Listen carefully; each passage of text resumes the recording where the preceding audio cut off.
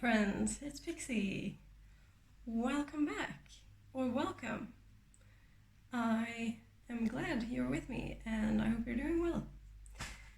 I had a struggle and a half finding a place to put my camera to do this, and the lighting is behind me, and I tried to counteract that with a blanket and an old painting, and it's still a bit weird. So that's just how it's gonna be.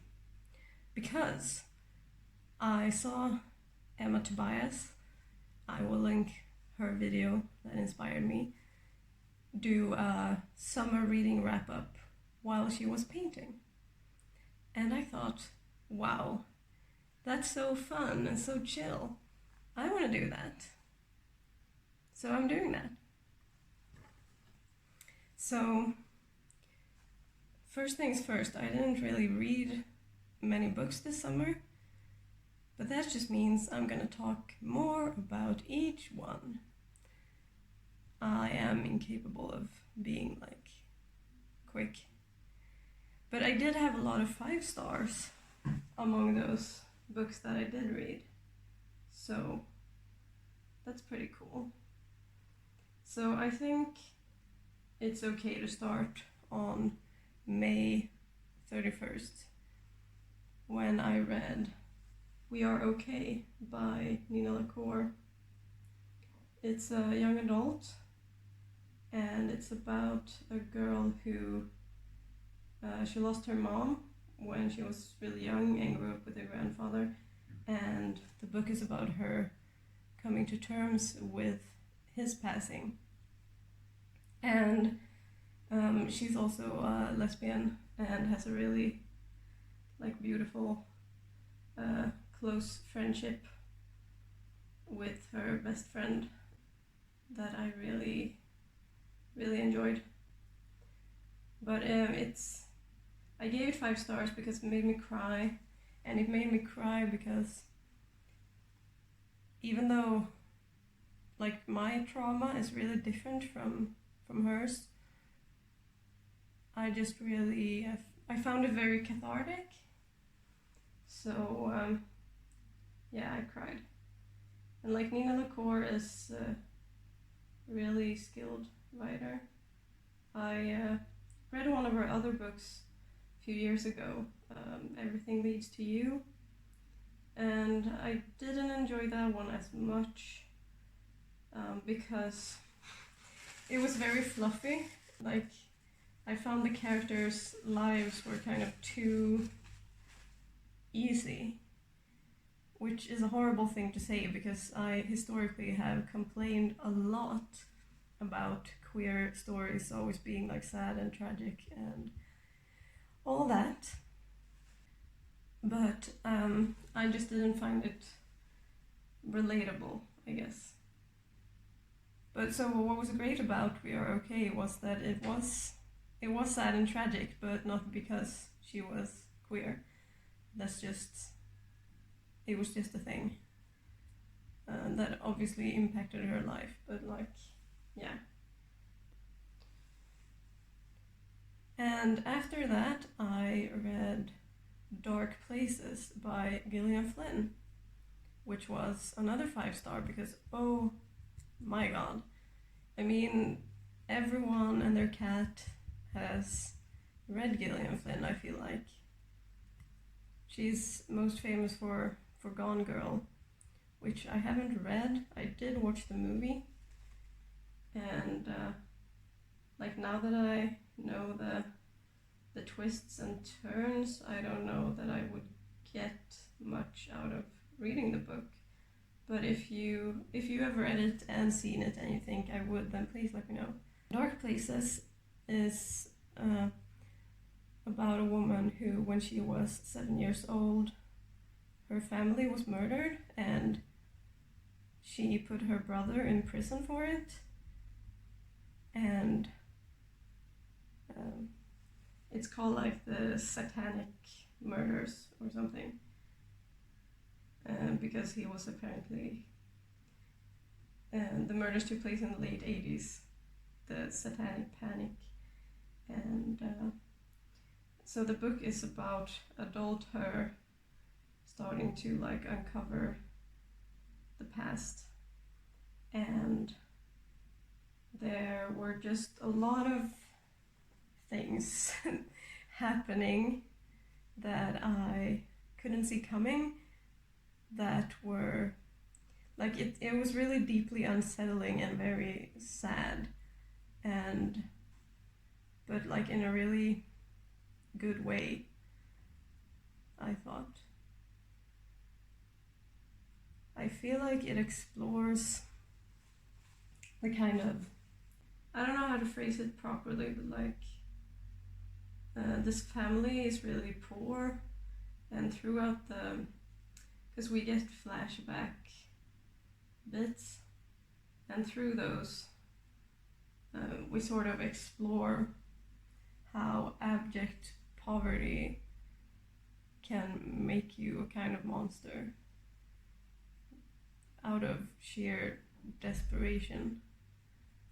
And they also have a farm, and that's part of the reason why they're poor, which is briefly discussed. And I also think that's interesting in the like wider context of history and like small businesses and farming being displaced by large corporations, which is like part of the natural progression of capitalism. So yeah, there was a lot there that I enjoyed. I also want to say that part of why I found Gone Girl very upsetting, and which was an element in Dark Places as well, is that it uses false rape accusations in the plot, and that is really scary to me, because if you've ever like tried to talk about rape or sexual assault on like Facebook or whatever, I'm sure you've had some dude come in and be like, but what about false accusations? And false accusations are just like super tiny. It's way more likely that it's true and the perpetrator will not be affected in any way, and the victim or survivor, or however you want to say, gets their life ruined. Like, it was a really gnarly book. It was unsettling. So if it's not a cozy mystery, the ending was just, I don't know, it was just really great. And then I didn't finish a book for like 2 months, so I was reading 3 books at the same time. 2 of those I finished, 1 still remains. The one that remains is a non-fiction book about trauma called The Body Keeps the Score, which is really good, and I would recommend if you are in the market for understanding trauma. So let's talk about the Gilda stories, which is one of my favorite books that I have read about vampires, like of all time. And I have read a fair few vampire books. I took a class on vampire books when I studied literature, and I'm shocked that the Gilda stories, I mean, I'm not shocked, let's be honest, but upset rather that the Gilda stories wasn't part of that module, because I found it to be such an interesting and unique take on the vampire canon. So Gilda, we meet her in 1850, when she escapes. She has been a slave at a plantation in Louisiana, and she escapes from there, and some things happen, and she ends up becoming a vampire, as you may have guessed. We then sort of follow her through 200 years of her life and explore what it means to her to be a vampire, what it means to be human by extension, and relationships between her and humans and between humans in general, and the living conditions of Black people in America. And by the end we get to 2050, which obviously has the author imagine the future. And that was the only part where she lost me a little bit. But I still gave it 5 stars because she's not a Marxist, and that's not something I can expect. And that's ultimately the reason I didn't connect with the ending, because of philosophical differences. But the mere fact that came up as an issue is a testament to how great this book was. So one of the reasons I thought it was so interesting was how vampirism was explored.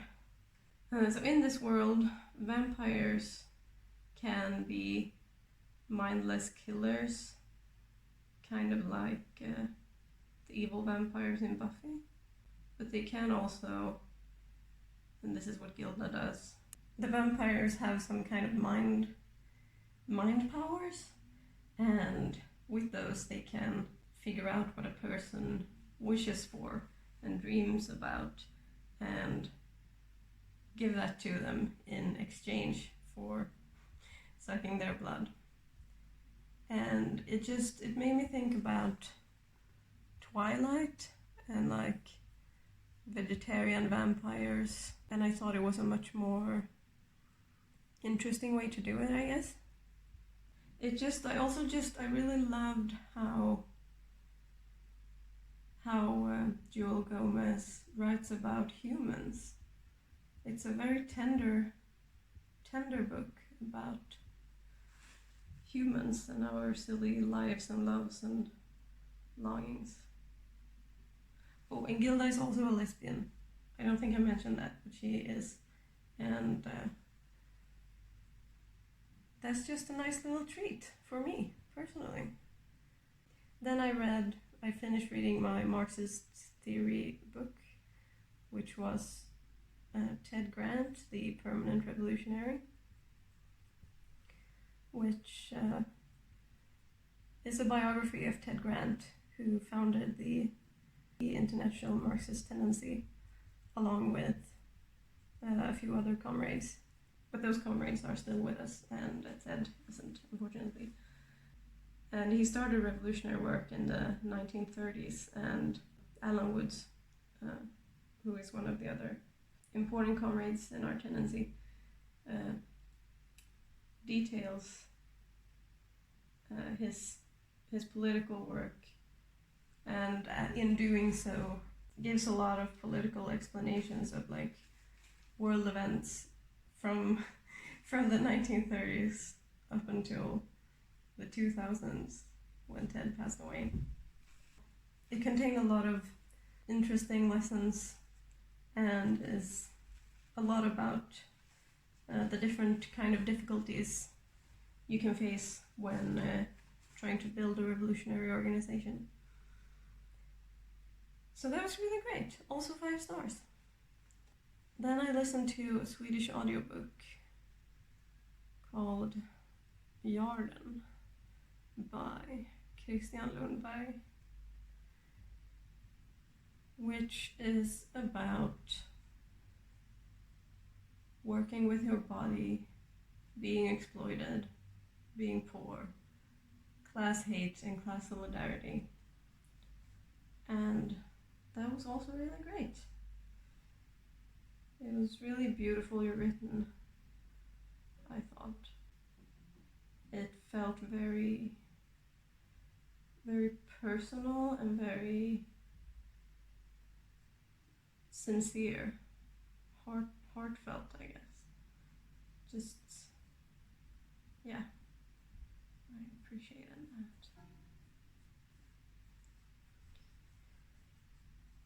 And that was all.